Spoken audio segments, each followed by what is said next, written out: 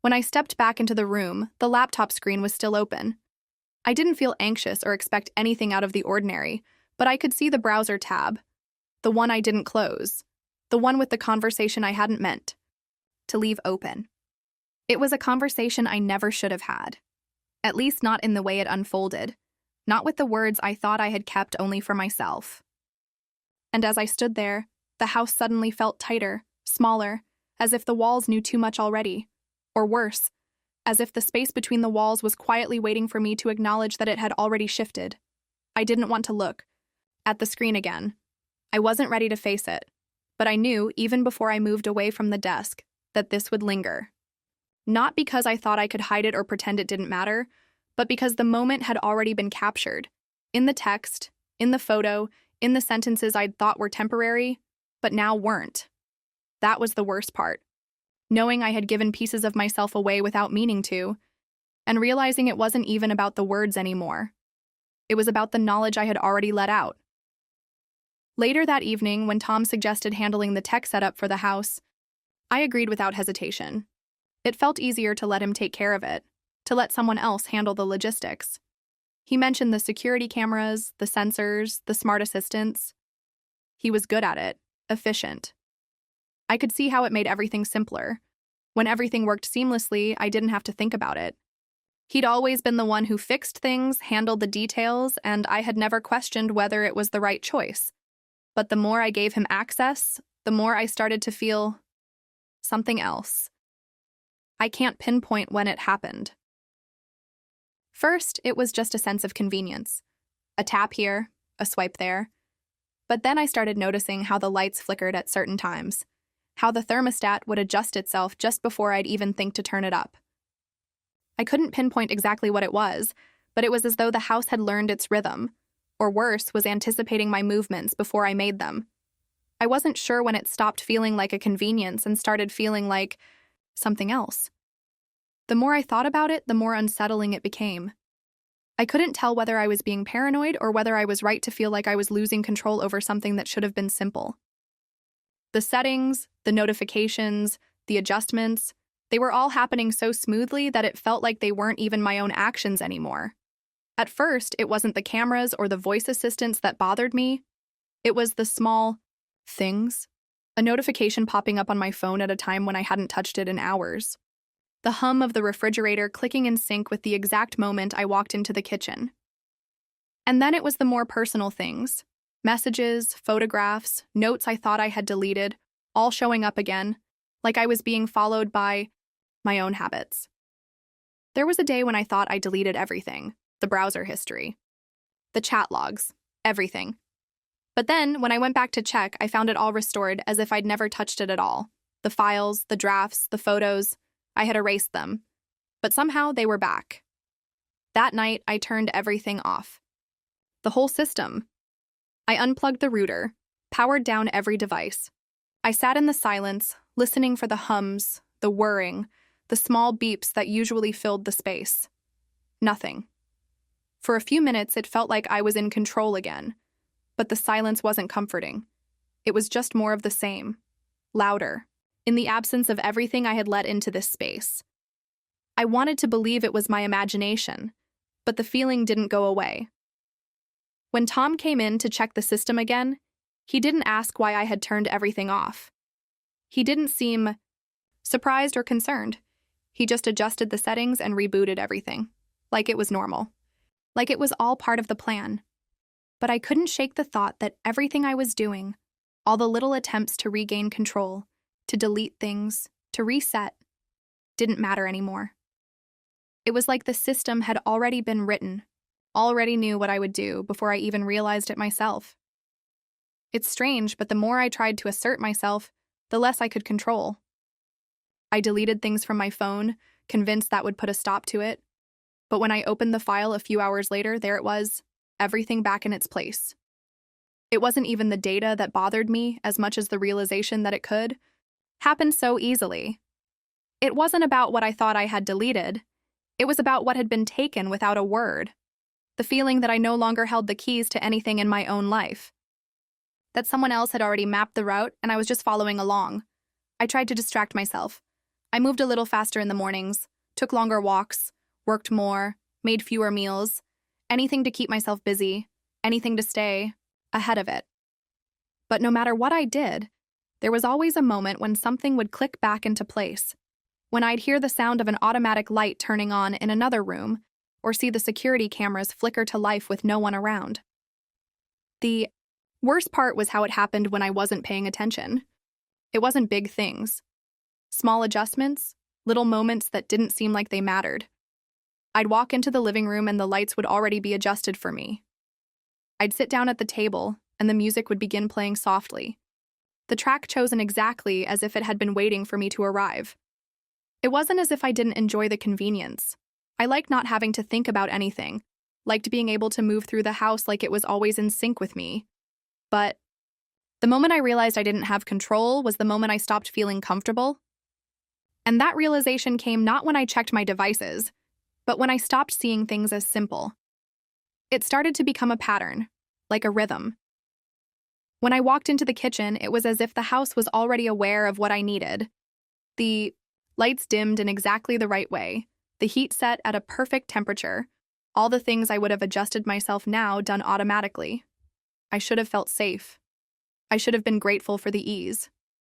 But what I felt was unease, an unease that slipped through the cracks of convenience, finding its way into my chest. Something inside me told me I was being watched, but how could I explain that? How could I justify the feeling when everything seemed to be going so smoothly? One day, after I had spent what felt like hours trying to reset passwords and clear histories, I found a new file on my laptop. No title. Just a blank document that, when opened, displayed a single sentence. It wasn't anything profound. Just a simple line.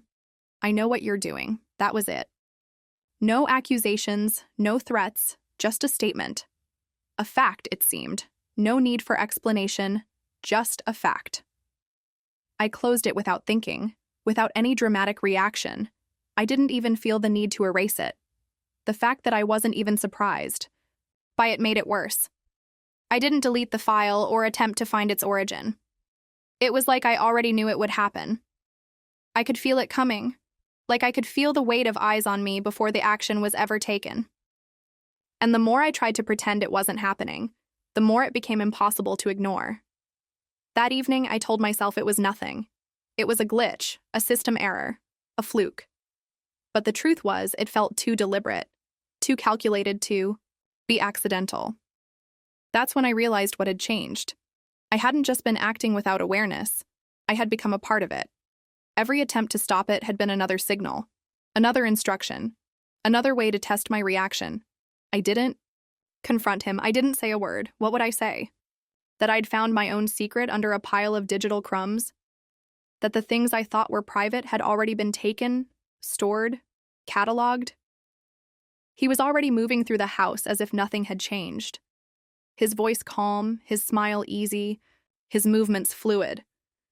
He never asked questions, never pushed, just followed along with whatever the day asked of him while the house kept track of every decision he made, every decision I made. But it wasn't just the system that had him in place now. It was me. I had let it happen. I had played the role of the reluctant participant, pretending it wasn't happening, but I had already allowed the change. I was just waiting for the moment when I would have to acknowledge it, and I would. Eventually. Because that was the moment I was building toward. The house, once a space that felt undeniably mine, started to feel different. At first, it was subtle. Small changes in the rhythm of things, the flicker of the lights, the soft hum of appliances, coming to life moments before a hand could even reach the switch. The air around seemed to shift without warning, thickening with the impression that someone else had already mapped the next move. It didn't make sense to call it paranoia, not yet. Just a feeling, vague, unclear, like the sensation that follows when you realize someone has been watching for longer than you expected. Nothing overt, not yet. But the signs were beginning to show, a pattern forming in the spaces between the moments when things were still normal. The notifications on the phone, the ones that felt too timely to be coincidental. Browser histories, notes that were never meant to be shared, All there, organized in a way that wasn't my doing. It wasn't overt, nothing screamed, "Look at me." But there they were, traces of things that should have been private. There were moments when it seemed impossible to even feel alone. Tom had set up the system, tweaking the lights, the cameras, the sound. It was supposed to make everything simpler, a quiet hum of convenience. And for a while it worked that way. I didn't have to think about anything. Everything fell into place. But when the small details became too perfect, it was hard to ignore the sense that it was more than convenience. It was control. The first time I saw it for myself, it didn't feel like an accusation. It felt like someone else had already decided for me. A notification that shouldn't have been there, a folder opened when it shouldn't have been. There were things I hadn't said out loud, things I thought were hidden away. How could they be accessed? How could they be so neatly organized when I knew I'd deleted everything? And yet, there they were. Every draft I thought I erased, every note left unsent, waiting for me to find it. The more I looked, the clearer it became. The control wasn't just digital, it was physical, in the smallest ways. The way things shifted when Tom was near, his movements seamless, always just a little too aware of the spaces I occupied. It wasn't that he was doing anything obvious. No confrontations, no accusations. Just a steady, consistent presence, one that lingered in the background like an unspoken agreement between us. A quiet, undemanding presence that made it impossible to ignore.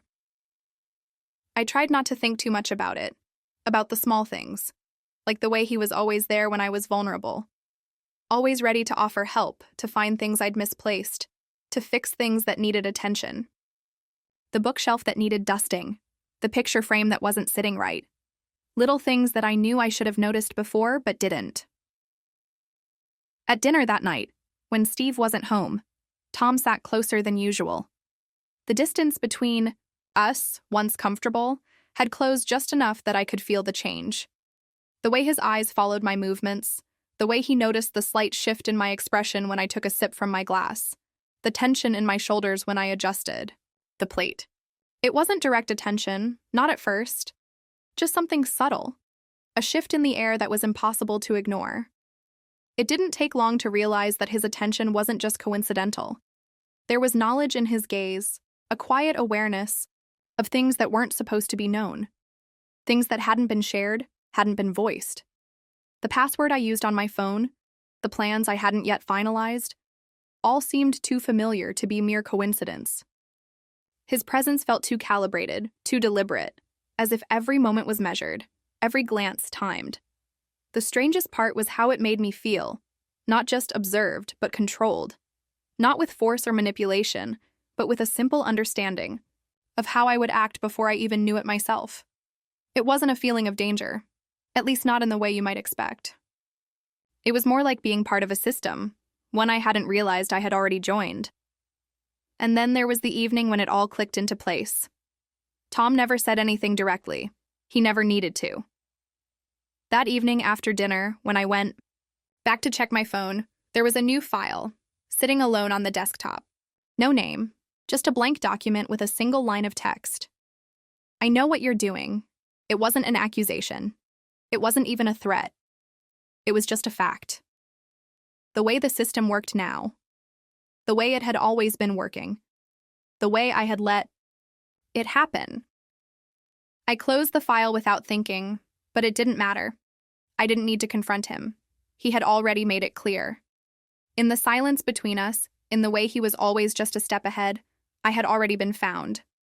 And what was worse, what made it worse, was that I had never tried to stop it. The next morning I woke early, earlier than usual, and couldn't ignore the feeling. I hadn't expected it to come so quickly, but here it was. The sensation of being watched, of knowing there was someone, or something, waiting for me to make the next move. I couldn't quite shake it, couldn't convince myself it was my imagination. I hadn't had a full night's sleep in days, but it wasn't just the lack of rest that kept me tense. It was the quiet certainty that whatever had been happening wasn't just a glitch. It wasn't an accident. It was real. I tried to focus on getting ready for the day. I turned on the shower, hoping the routine of it would ground me. But when I stepped into the bathroom, the door didn't click shut behind me. It didn't close all the way. And it wasn't until I stepped back out into the hallway that I realized the lock had been tampered with. The key wasn't turned, but the door had been opened from the outside, just enough for someone to come. And someone who knew exactly when I would be there, knew exactly when I would step into the shower. It wasn't that I couldn't confront him. I knew better than to act without solid evidence. It wasn't even that I was afraid of his reaction. It was the fact that the power he had over me didn't come from the things he did or said. It came from the quiet control he had embedded so deeply into the spaces I thought were safe. He never had to push. He never had to force anything. He was always right there, as if he had already figured out the map of my movements. I found myself going through the motions that day, but none of it felt real. I found my keys in a drawer I hadn't opened, my favorite pen on the couch sitting right next to a book I hadn't read in years. Small things, insignificant on their own, but they made the space feel like it belonged to someone else. Every time I thought I was regaining control, it slipped further away. That night, I went into the kitchen, expecting to be alone, but there he was, sitting at the counter. He didn't ask if I wanted a drink. He didn't need to. He already knew what I was going to do. He always knew. It was just the way he looked at me when I walked in, the same way he had been looking at me all these weeks. Not like a partner, not like someone who was trying to help, but like someone who had been watching, waiting, and collecting. Everything I did, every step I took. And it wasn't just the way he watched, it was what he knew. Things I hadn't told him, things I hadn't shared. The plans I had been making, the passwords I thought I'd kept secure. They were no longer just mine. They were his, too. There was no way to explain how he knew these things. He hadn't asked. He hadn't demanded answers. But there, they were, pieces of my life, laid out for him to look over whenever he felt like it. In the silence between us, it became clear. I wasn't the one in control. He was. It wasn't a choice anymore. It wasn't something I could stop. It wasn't even a matter of him confronting me. He had already won without saying a word, without forcing me, without pushing.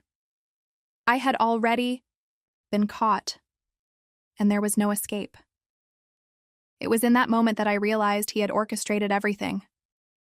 The small gestures, the subtle moves, the way he had become part of every decision I made without my noticing it, the system, the setup. It had been designed this way from the start, and I had given him everything without even realizing it. He left the kitchen as casually as he had entered, just as he always did. The door clicked softly behind him, but the sound carried more weight now. I stood there staring at the countertop, trying to breathe through the weight of it, trying to convince myself that I wasn't trapped, that I wasn't just another piece in a game I didn't even know I was playing. But the truth was, I was already too far gone. Every choice I made, every action I took, had already been guided by him without me even seeing it. I went to my office, hands trembling, and sat down at my desk. The laptop screen blinked on, waiting for me to unlock it. There was no password required anymore. The system had already memorized my routine. It already knew everything. I felt the weight of the keyboard beneath my fingers, knowing that whatever I did now wouldn't matter. It was too late. When I checked the files again, everything had been moved. Again. Every folder, every document, every piece of data had already been copied into a secure cloud storage file. It was all safe, for him. It wasn't just about the physical space anymore. It wasn't just about the files. It was about what he had already taken from me, piece by piece. I should have been angry. I should have felt violated, but I didn't. I felt numb. It wasn't about what had been taken. It was about what had already been surrendered. And no matter how much I wanted to take it back, I couldn't. The first time Tom looked at me like that, I almost couldn't breathe. It wasn't a glance that was quick or accidental. It was deliberate, slow, and it carried weight. He didn't say anything. He didn't need to. His eyes said it all. Everything that had been unsaid between us, everything I'd tried to ignore, everything that had been quietly building in the background while I pretended it was fine. That look told me he knew. He knew about the conversations I had in secret. He knew about the photos I thought were safely tucked away in folders no one would ever find. And the worst part was that he didn't even need to confront me with it. He didn't need to shout it in my face, he just looked, and in that look I understood. There was no hiding it anymore. I didn't know how to respond. I wanted to look away, pretend nothing had changed, but his gaze was unwavering.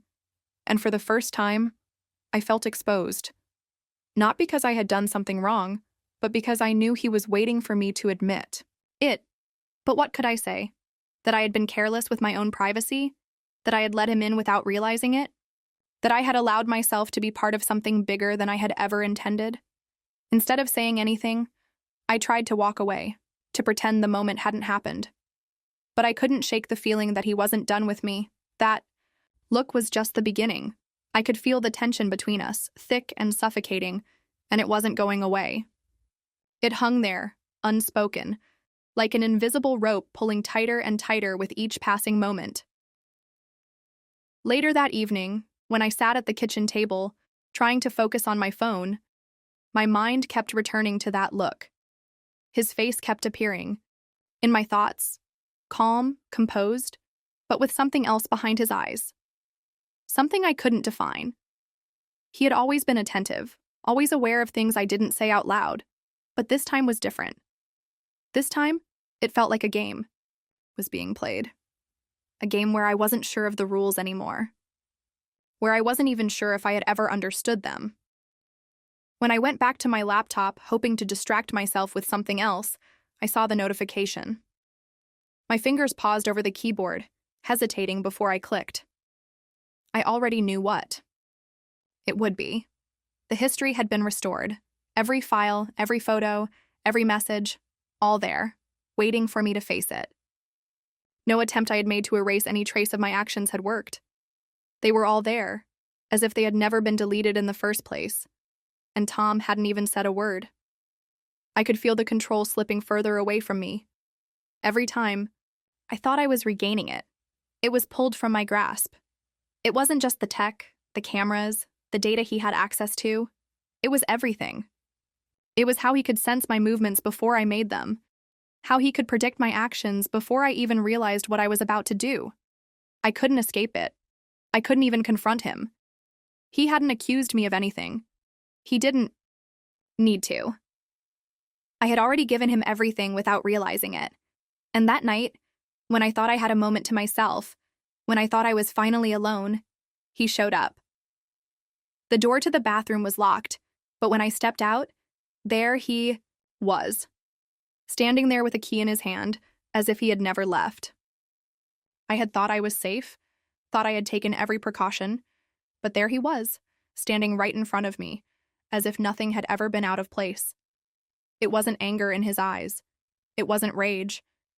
It was something far worse. An understanding. An understanding that I was trapped in a game I hadn't realized I had already started playing. He didn't speak. Didn't need to. He just walked in like he belonged there, like he had always been a part of this. It wasn't an intrusion. It wasn't an act of defiance. It was simply him being there, always there, just when I thought I could hide. And there, in that moment, I knew there was no escaping this. No more pretending. I couldn't fight back. What was the point? I had already lost, hadn't I? Everything I thought was hidden, everything I tried to erase, had already been exposed. And instead of confronting me, instead of forcing me into a corner, he did something far worse. He made me come to him, to admit it to myself before I could admit it to anyone else. That was when he left the photo on my screen. It wasn't just any photo. It was one I knew couldn't have come from anyone else. It was a shot taken from an angle only he could have had access to, a quiet message in the form of a picture. It was his way of telling me without saying a word, I know what you've been doing. No more guessing. No more pretending I didn't know. No more denials. It was his ultimatum. Not one word. Just the image, just the certainty in the way it was placed. The way it sat there, waiting for me to do something. Anything. But it wasn't about the photo. It was about the control he had over me now. It wasn't a question of choice. It was a matter of silence. And silence in this case had a price. I couldn't deny it. I couldn't act like it wasn't happening. He had already shown me where this was going. I had no choice now. It wasn't about right or wrong. It wasn't even about whether or not I wanted it. It was about being caught in a moment where nothing I did mattered anymore. Nothing could change the fact that he knew. He had won without lifting a finger. And I couldn't pretend anymore. The next morning was different. It wasn't because the house felt quieter or the air felt colder. It was because I had already made a decision without realizing it. The moment I saw the photo, his quiet declaration of ownership, something shifted in me, and I knew then that there was no escaping it anymore. It wasn't just the system or the surveillance. It wasn't just about him knowing what I had done. It was about what I had already allowed. It wasn't a matter of whether or not I could hide anymore. It was about giving in. Giving in to what he wanted, to the control he had already taken, without ever demanding it. I woke up earlier than usual, the quiet of the morning settling around me like a thick blanket. The house felt heavy in a way it hadn't before. It wasn't anxiety or fear, not exactly. It was more like everything was quietly waiting for me to act, to make the next move. The silence felt like a trap, like the kind of waiting stillness that wraps around you before you realize it's already too late. Tom had already set the stage. He was always one step ahead, always in the right place at the right time, never rushing, never forcing anything. It was in the way he moved through the house, so effortlessly, so smoothly. He never had to chase after me. He didn't have to confront me. He just stayed close enough, always present, always in the right position to control the space around me. And now it wasn't even about him controlling me. It was about me letting him. When he appeared in the kitchen that morning, I didn't try to avoid him. I didn't pretend to be busy. I didn't even try to look busy. I knew it didn't matter. I knew he had already seen everything. He didn't need to ask. He didn't need to confront me. He didn't need anything from me. Not really. He already had it all. I could feel it in the way his eyes flicked to mine, steady and calm, as if nothing had changed. But everything had changed. I made the coffee, the same way I always did, and tried to ignore the way his presence felt like it was filling every inch of the room. It wasn't a demand. It wasn't a challenge. It was just there, in the quiet. The way he stood near me, in the way he moved without hesitation, as if he were already in tune with my every thought, my every action. I could feel the weight of it, but I didn't know how to break the silence, how to break the stillness that had settled over everything between us. His voice was quiet when he spoke, soft and slow, as if he were speaking just to fill the space. It wasn't anything specific, not really, just small talk, things he already knew about me. But it didn't feel like casual conversation. It felt like a performance, one where we were both playing our parts, pretending that nothing had changed. But everything had changed. I couldn't escape it. I couldn't pretend anymore. He had already won. He had already taken everything from me piece by piece, and now he was waiting for me to admit it, to acknowledge it, to accept it. Later that day, when Steve had gone out, when the house was quieter than usual, Tom walked into the room where I was sitting, and for the first time, I saw it clearly. He had already orchestrated everything, and now it was time for me to play my part. There was no way out, no way to say no. The way he looked at me, the way his presence filled the room, it was as if he had already decided what would happen next, and I couldn't stop it. He didn't force anything. He didn't even say anything directly. He just moved closer, sitting across from me, watching me carefully. And in that moment, I knew what he wanted. I knew what was expected of me. There was no escape, no place to hide. Not from him. Not from the situation I had put myself in. And then, without a word, he did something that stopped me cold. He leaned forward just a little too close and placed his hand on the table next to mine. It wasn't forceful. It wasn't aggressive. It was just there. His hand, so close to mine. A simple gesture, but one that carried so much weight. He wasn't asking for anything. He wasn't demanding anything. He was just waiting for me to make the next move. For a moment, I didn't know what to do. I could feel my heart pounding in my chest, the tension in the air thick enough to choke on. But I knew, deep down, what would happen if I didn't act. He wasn't going to force me. He wasn't going to push. He was just going to wait until I gave in, and I did. Without even thinking about it, without even questioning it, I leaned forward, closing the space between us, and kissed him. It wasn't passionate, it wasn't romantic. It was simply an act of surrender, a capitulation, a way to stop the pressure, to stop the endless feeling of being trapped. It wasn't about me wanting it. It wasn't about me enjoying it. It was just a way to make the tension stop, to make the silence go away. When I pulled back, there was no immediate reaction from him. He didn't say anything. He didn't do anything. He just sat there, looking at me, waiting. And I realized in that moment that he didn't need anything from me. He didn't need my consent. He didn't need my approval. He already had everything he wanted, and I had given it to him without realizing it. I sat there, feeling the weight of what had just happened, but it didn't feel like a victory. It didn't feel like anything. It just felt like a moment had passed, one that I could never take back. A line had been crossed, and I had crossed it willingly without even knowing it. The house was quieter now, not in the obvious sense. The usual hums, the creaks of floorboards, the clink of dishes, everything was still there, but the air felt different. It wasn't the silence itself. It was the way it sat between us, this constant undercurrent, as though something else was happening underneath, something neither of us was willing to name. The formal distance we kept from each other had only one purpose: to maintain the illusion. Outside, nothing had changed. We carried on with the routines, the morning coffee, the passing greetings, but it was like we were living on different planes. There was no confrontation, not directly. We rarely spoke, except when necessary. Yet every gesture, every small movement between us now felt like it held more weight than it ever had before. A shift in posture, a hand placed on the back of a chair, a glance that lingered just a second, longer than usual. They spoke louder than anything we could say. It wasn't about the words. It was about the silence between them, the message carried in the small, quiet gestures. And in that silence, I realized how much we both were aware of what was happening, but neither of us could break it. It was like walking on eggshells without acknowledging the broken pieces underfoot. I noticed it first when the audio system started acting up. It wasn't that the music was too loud or too quiet, but something else. I couldn't place it at first, just a faint disturbance in the rhythm. The sound didn't belong to what I had been listening to. It wasn't the playlist I had queued up. It wasn't even the genre I liked.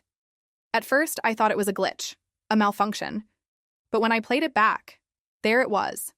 My own voice, faint but clear, coming through the speakers. A voice memo I had recorded late one night, one I had long forgotten about, buried somewhere in my files. I hadn't meant for it to be heard by anyone. Yet there it was, playing on repeat in the quiet space of the house. It wasn't the voice itself that unsettled me. It was the way it had been chosen. He didn't play the entire message. He didn't even play the parts that were more innocent. No. He chose the fragments, the unfinished thoughts, the moments where my voice cracked. A word, a sentence, a half-thought. Each piece, just enough to create a sense of discomfort without fully explaining anything. Like a reminder of something I hadn't meant to say, something I hadn't meant to let slip. But he knew.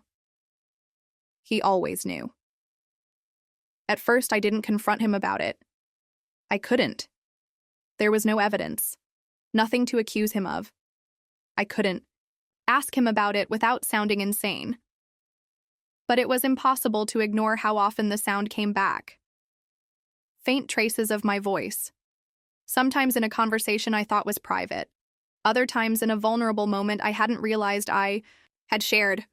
My words, my private thoughts, like fragments of a puzzle I didn't remember putting together, scattered across the house, playing without warning. And he was always there when it happened, close enough to hear it with me but never saying a word. There was nothing to be done. No point in asking questions when the answer was already there. He didn't need to confront me. The system had already done that for him. Every small breach, every overlooked detail was part of the plan. I wasn't sure when I started to notice it, but it became clear that he was more present than I had thought, more aware of everything I did than I had realized. I could feel him, even when I couldn't see him. His presence was always in the background, just on the edge of my thoughts, just behind my actions. I started to notice him in the periphery of my vision.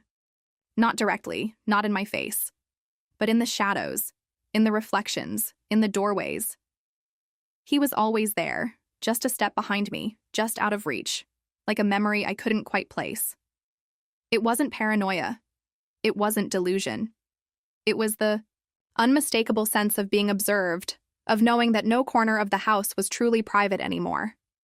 The boundary between him and me had blurred. There were no more secrets, not from him. The strangest part was how he seemed to know exactly when I was most vulnerable, when I was alone, when I needed to distract myself, when I thought I had escaped for a moment. That's when the items started appearing. Small things, insignificant on their own, but enough to make me stop and think. Articles about relationship, breakdowns, the kind I had been reading but hadn't shared with anyone. Psychological tests, questions about trust and intimacy. Music that I hadn't listened to in years, the kind I had only played when I was alone, before I met Steve. It was as if he had access to every part of me, every part I thought I had locked away. I stopped locking my bedroom door after that. It wasn't that I wanted him to come in. It wasn't even about what he might do. It was about the realization that it didn't matter anymore. There was no point in trying to stop him. He was already inside, not physically, but in a way that made it feel pointless to resist. Every time I thought I had regained control, I was reminded that it had already slipped from my grasp. The door stayed open, not because I wanted him there, but because I knew it didn't matter. He was already waiting. That night, as the silence stretched around me, I found myself reaching for the speaker. I didn't know what I was hoping for. Music, maybe. Something to fill the empty space. But when I hit play, it wasn't the song I had been listening to. It was my voice again, faint, distant, but unmistakable. And then I heard it clearly. I'm not the person I was when I married. The words hung in the air, sharp and heavy, and for a moment, I couldn't move. I didn't know what to do. I didn't know how to react. It wasn't just the words themselves, but the fact that they had been so carefully chosen. It was as if everything I had been avoiding had finally caught up with me. The truth, the silence, the control. It was all there, in that single moment. I had never intended to say those words aloud, never meant for anyone to hear them, but now they were there, hanging in the air like a threat, a reminder. I couldn't bring myself to turn the speaker off right away. It wasn't the words themselves that held me there. It wasn't even the way they seemed to echo in the empty space. It was the quiet realization that this wasn't a mistake. It wasn't an accident. This had been calculated. It had all been leading to this moment, a moment where everything I'd hidden, everything I'd pushed down, came spilling out in a single soft confession I hadn't even known I had made. The house felt colder now, but not in the way it had before. It wasn't the air that had changed. It was everything else. The feeling of control slipping further away. The feeling of being watched from all sides. The awareness that nothing I did could remain private. Nothing could be kept hidden anymore. My voice had betrayed me, and I hadn't even realized it until it was too late. It was as if the walls had eyes, as if the house itself had become a reflection of everything I'd been avoiding. Every corner I thought I could escape to, every moment I thought I had to myself, was no longer mine. The sound of my own voice coming from the speakers, playing those words back to me, was a reminder that I wasn't alone, that I never had been. And worse, I realized that I had been living in a house where everything was connected, where everything could be seen, heard, and understood, even when I didn't want it to be. I didn't try to shut it off at first. I just stood there, listening to the voice I hadn't meant to share. I'm not the person I was when I married. How had it come to this? How had I ended up here? These weren't the words of someone who was happy, someone who had everything figured out. They were the words of someone who was starting to come undone. Someone who was seeing the cracks for the first time and realizing how deep they went. But I wasn't sure what to do with it. I wasn't sure what to do with myself anymore. This had gone too far, and yet I couldn't bring myself to stop it. I couldn't confront him. I couldn't confront myself. The realization hung in the air between us, and I felt like I was suffocating in it. The worst part was that I knew I had played my part. I had opened the door, I had allowed it, and now there was no going back. I wasn't even sure what I was looking for when I went to the speaker. Maybe I was hoping for some kind of answer, some way to fill the silence. But when I clicked play, I knew it wasn't going to help. It was only going to make it worse. The silence in the house had become deafening, but it wasn't the absence of sound that was unbearable. It was the pressure of it all, the weight of everything I couldn't escape, everything I had allowed. I moved through the day like a ghost. I didn't know how to act around him anymore, not with this heavy knowledge between us. It wasn't the usual awkwardness or discomfort. It was something deeper, something that made every interaction feel like a performance. We didn't talk much. There was no need to. There was no need for words. The silence spoke louder than anything we could have said. And every time he looked at me, every time his gaze lingered just a second longer than necessary, I felt the weight of it. It wasn't a question of whether or not he knew. He did. It was a question of how far he was willing to push, how much I was willing to let him. And the answer, at least in that moment, was everything. Every part of me wanted to run, to scream, to tell him to leave, but I couldn't. I couldn't make the words come out. I couldn't move. I could only stand there and wait for the next thing. The next piece of myself he would take without asking, without needing permission. That night, I went to bed early, trying to escape the weight of it all. But sleep didn't come. I tossed and turned, my mind racing, spinning around the same thoughts, the same realizations. It was like I was trapped in a loop, unable to break free, unable to stop it. My own thoughts kept playing over and over in my head, like the recording I had heard earlier. The same words, the same admission, over and over again. I'm not the person I was when I married. I didn't know how long I lay there in the dark, staring at the ceiling, trying to convince myself that this was just a phase, just something that would pass. But deep down, I knew better. This wasn't going to go away. Not now. Not after everything that had happened. And then, just as I thought I might finally drift off, I heard it again. The faint sound of movement in the hallway. His footsteps, soft but deliberate, echoing through the quiet house. He wasn't trying to be quiet. He didn't need to be. He was simply moving through the house, moving around me like he always had.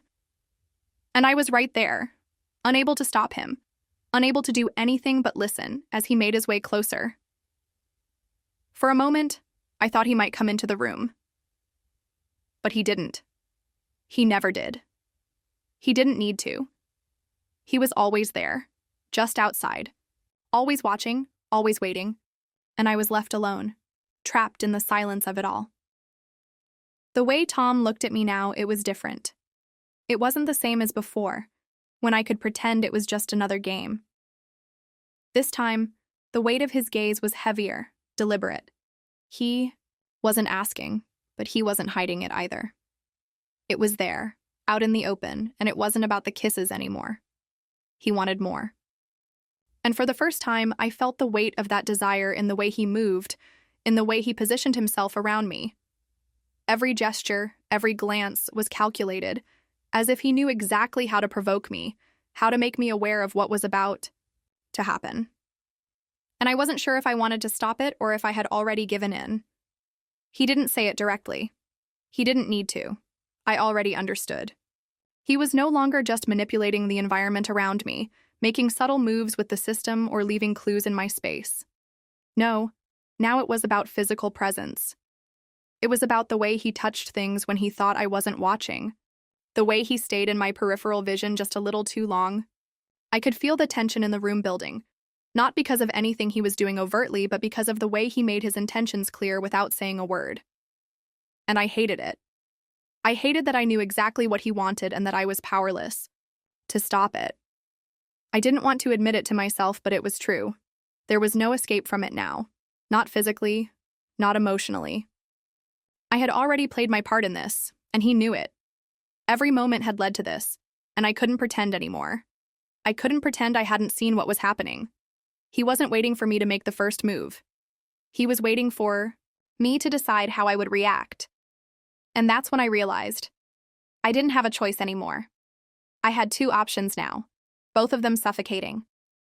I could resist, try to fight it, try to push him away, try to pretend that none of this was real.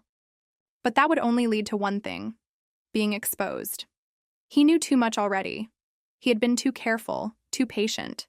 If I resisted, I would risk everything coming out in the open.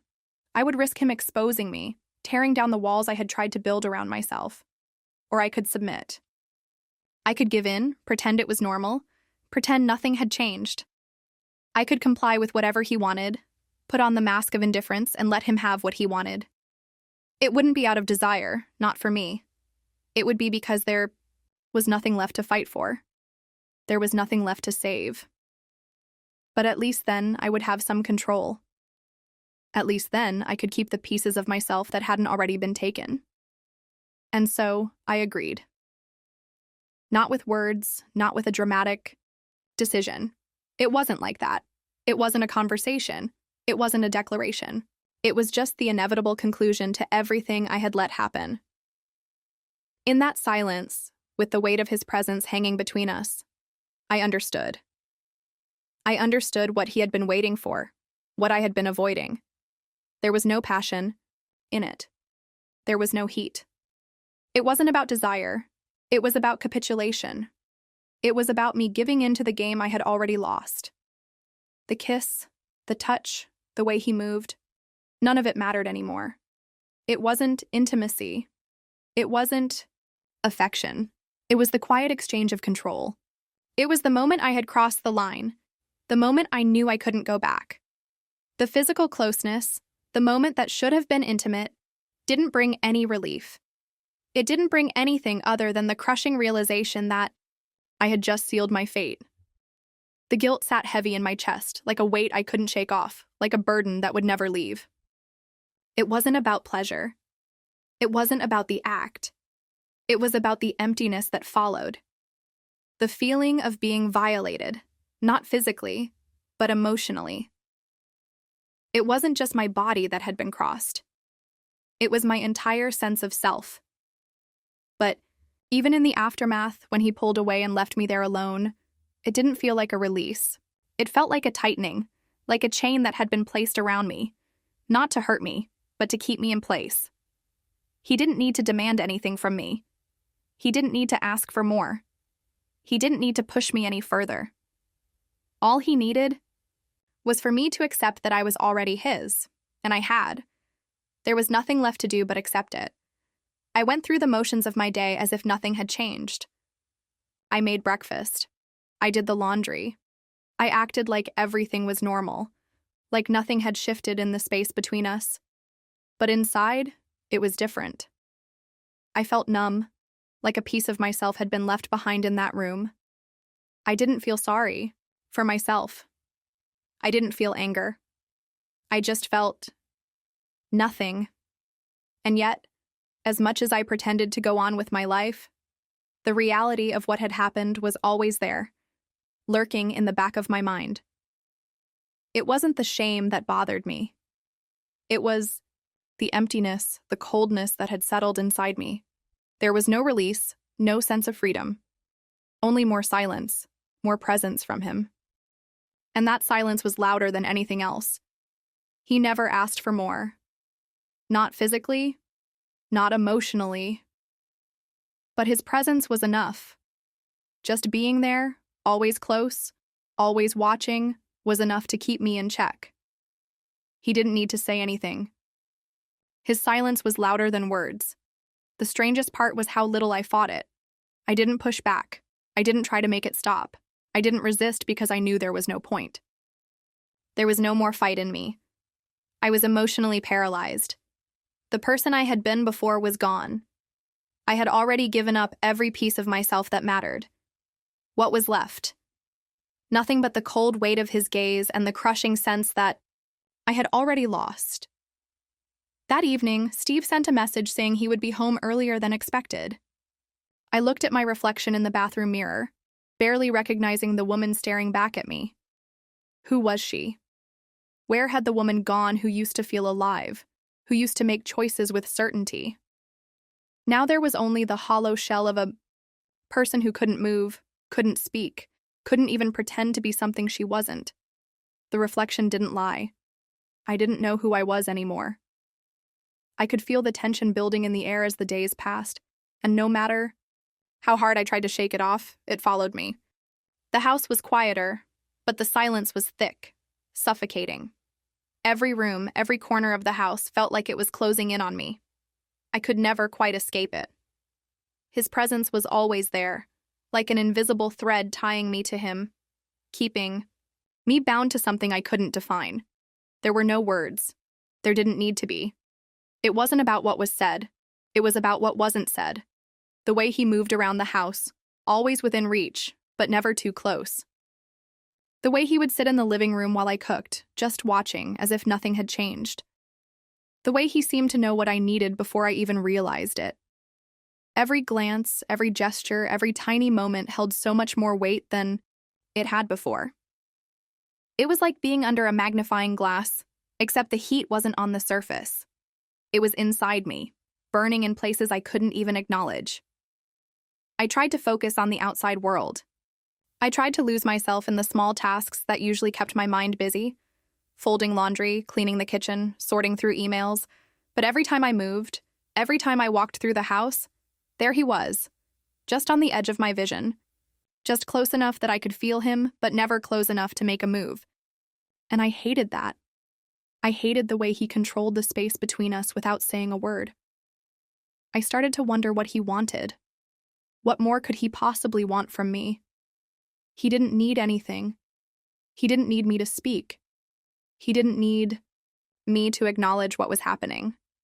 It was like he had already won. And all I could do was follow along, pretending that nothing had changed, pretending that I wasn't falling deeper into this trap. It wasn't that I didn't understand what he was doing. I knew exactly what he wanted. I knew he wanted me to feel trapped. He wanted me to feel like there was no way out. But the worst part was that it was working.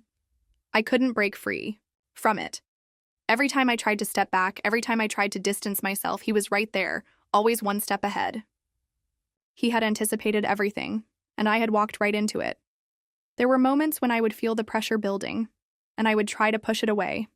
I would tell myself I didn't have to give in, but the truth was, I didn't know how to resist anymore. I had already given up everything I had, everything I had once been. The woman who would have fought back, the woman who would have stood up for herself, was gone. I had let her slip away little by little, and now there was nothing left but this quiet, suffocating silence. And then one evening it happened. It wasn't a dramatic moment. There were no loud words, no angry confrontations. It was just another night. I was in the living room, sitting on the couch, staring at the screen without really seeing it. I could feel him in the room, just behind me, as always. I didn't turn around. I didn't need to. I already knew he was there. The silence between us had become so thick it was suffocating. He was close enough that I could feel the weight of his presence, but he didn't speak. He never did. I didn't know if I expected him to say something or if I was just waiting for something to break. But nothing did. The stillness stretched on, pulling me further and further into this space where nothing made sense anymore. And then, without a word, he reached out and placed a small object on the coffee table in front of me. It wasn't anything significant.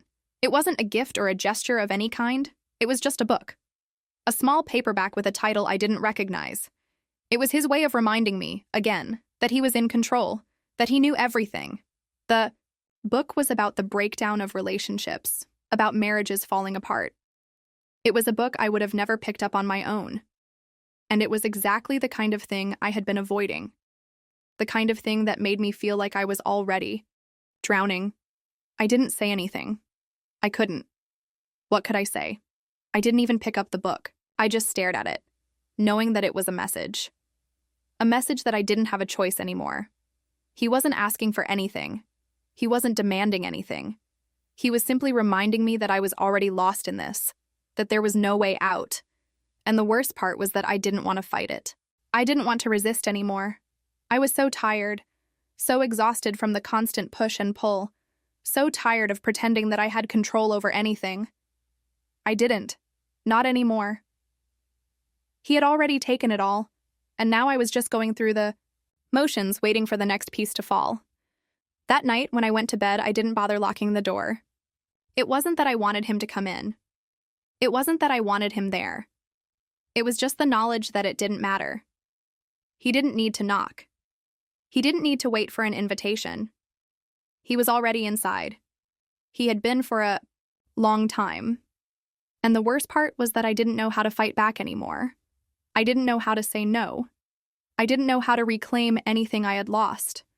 It was all slipping away from me, piece by piece, and I was just standing there, watching it happen. I didn't feel sorry for myself. I didn't feel angry. I just felt empty. Empty and numb. And I hated that. I hated the way I had allowed this to happen. When Steve returned, everything should have felt normal. The house was still the same, the routine the same, the sound of his voice as he entered, the warmth of his smile as he dropped his bag by the door. But nothing was the same. I knew that. Every part of me screamed that it wasn't. The air had changed somehow, like the tension in the house had thickened, so dense that it clung to my skin. And yet, he couldn't feel it. He didn't see it. He walked in, greeted me with the same cheerful smile, his easy laugh spilling into the space like nothing had shifted. And for a moment, I almost wished I could believe that too. Almost wished I could pretend it was all fine. The reality was that it wasn't fine, not even close. I could feel Tom's presence like a shadow in the corners of my vision, always. There, always close. And Steve? He had no idea. He had no idea how much everything had shifted while he was gone, how much the dynamic between us had been twisted into something unrecognizable. He had no clue that everything had already changed. Tom played his part perfectly. He acted as though nothing had happened, as though we were still in our regular routine. His behavior, his actions, were a mirror of what I used to think was normal. His smile, his calm demeanor, the way he fit into the room so effortlessly. It all seemed fine, like he was still the same, the way he'd always been. But I knew. I saw it. Every word, every movement was measured. And every time I caught his eye, I could feel the weight of the unspoken between us, the understanding that had built between us without either of us ever truly confronting it. But Steve, he didn't notice. Or maybe he didn't want to notice. He was content in his world, in the safety of what he believed was ours, not realizing that I was no longer the woman he had married. I wasn't the woman I had been before either. It had all been stripped away, piece by piece, until nothing felt familiar anymore. I did what I had to do. I smiled, I laughed, I did everything I could to keep up the appearance of normalcy. No one could know. No one could see through the walls I had so carefully constructed. But every time I looked at Steve, I felt the weight of the secret between us. Every time Tom spoke, every time his voice lingered in the background, I felt it. His presence, his control, was always there. He didn't have to say a word. I had already given him everything. The feeling of being trapped, of knowing that everything I did was watched, followed me everywhere. It wasn't just that Tom had access to the house, to the systems, to the cameras. It was that I knew he had access to me now. He didn't need to monitor me to know what I was thinking, to know what I would do next. He had already read me, had already figured me out, and somehow it felt worse than any of the actions he could take. It was the quiet understanding that I was powerless, that nothing I did would make a difference. I tried to distract myself. I tried to focus on something, anything, to keep my mind from spiraling. I made dinner. I helped Steve with his things. I moved through the motions like I always had, but inside everything was unraveling. The walls I had built to protect myself from the truth were starting to crumble. I couldn't hold on to the illusion anymore. I could feel it slipping away. When I went to check the system again, I hoped I would find something, anything, to give me back some sense of control. Maybe a way to reset everything, to make it all stop. But it was gone. The passwords had changed. The settings I had carefully adjusted had been reset. Tom had already seen to it. Whatever space I thought I still had to hide, whatever control I thought I still had been taken from me. I was no longer in charge of my own life. Tom had everything, and there was no way to change it. I tried to think of something else. I tried to distract myself with work, with tasks that seemed important, but nothing worked. It wasn't just the systems I couldn't control anymore. It was everything. I felt like I was living in a house that was no longer mine. Every corner, every room, every device was connected to something bigger, something I couldn't escape. It wasn't just that Tom was watching. It was that he had already made it clear that he didn't need to watch anymore. He had already won. He was always one step ahead of me, always just a little bit further than I could reach. Steve was getting suspicious. I could see it in his eyes, in the way he started to ask questions that he hadn't asked before. Small things, simple things. But it wasn't the questions that were bothering me. It was the way he was noticing things. The way Tom always seemed to be one step ahead of us. It wasn't normal. It wasn't something that should have been happening.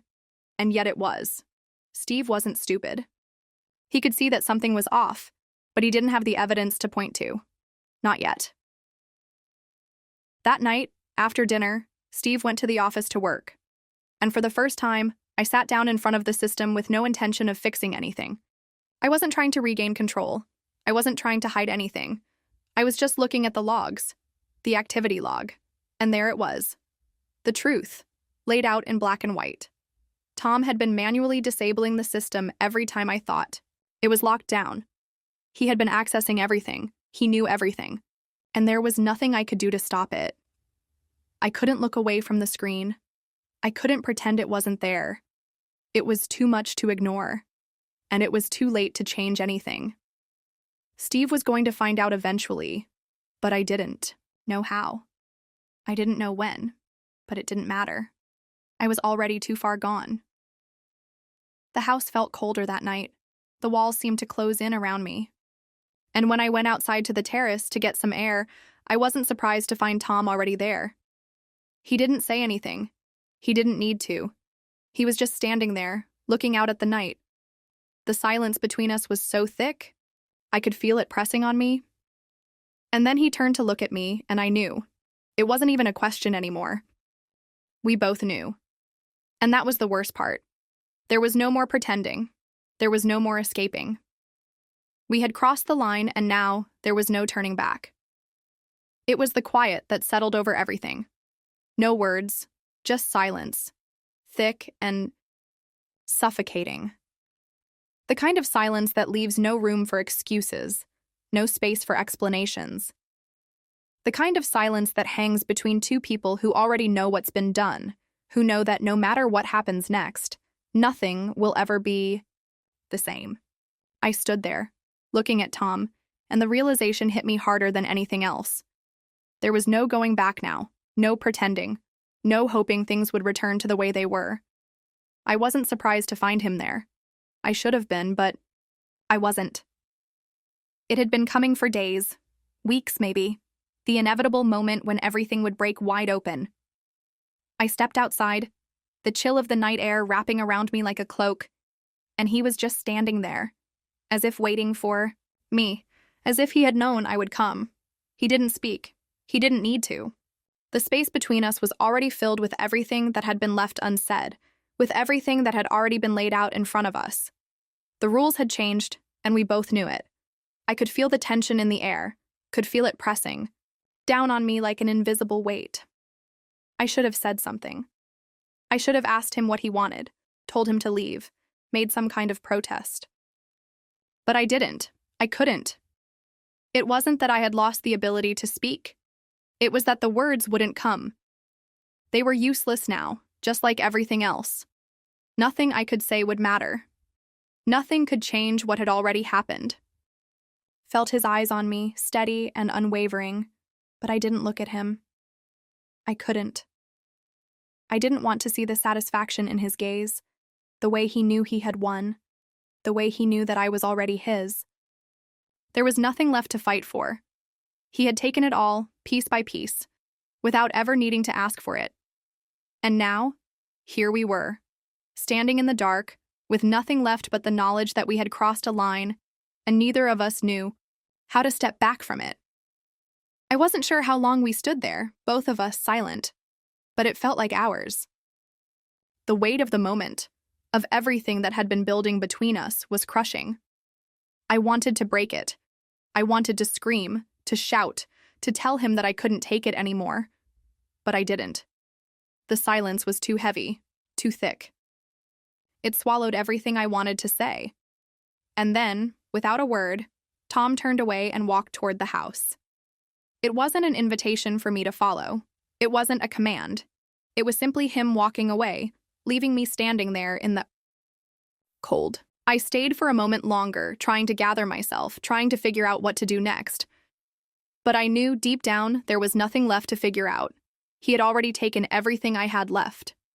I walked back inside, my steps slow, like I was walking through a fog. The house felt emptier now, even though Steve was still upstairs, unaware of everything. He was still here, still thinking that things were fine, that everything was as it should be. But I knew better. I knew that nothing would ever be the same, again. I didn't go to bed that night. I couldn't. Every time I closed my eyes, I saw his face, that look in his eyes, that understanding that we had already crossed the point of no return. There was no coming back from this. I had given up everything. And now there was nothing left but the silence that hung between us, the weight of everything that had happened, and the knowledge that nothing would ever be the same again. The next morning, I went through the motions. I made breakfast. I answered Steve's questions like nothing had changed. I acted like everything was normal, like nothing had shifted. But inside, it was a different story. I felt like I was walking through life in a haze, like everything was happening around me, but I was no longer a part of it. I was lost, trapped in this web that had been spun around me, with no way to escape. And then, when Steve left for work, I sat down at my desk, staring at the screen. I didn't know what I was looking for. I didn't know what I hoped to find. But when I opened my emails, when I clicked through the messages, I saw it again. The reminder. The truth, laid out in front of me, impossible to ignore. Tom had been here. He had been watching. And there was no way to erase what had happened. I couldn't hide it anymore. I couldn't pretend that nothing had changed. The house, the system, the way Tom had wormed his way into every part of my life. It was all there. There was no escaping it. No escaping him. And as much as I wanted to fight, as much as I wanted to scream, I knew deep down that it wouldn't make a difference. He had already taken control. That evening, when Steve returned, nothing had changed. The routine, the smiles, the casual conversation, it all played out like it always did. But it wasn't the same. Not for me. Not anymore. I was trapped in this cycle, unable to escape, unable to move forward. Every moment felt like it was suspended in time, like nothing could ever move forward again. It was as if I was stuck in the past, stuck in this moment, with no way out.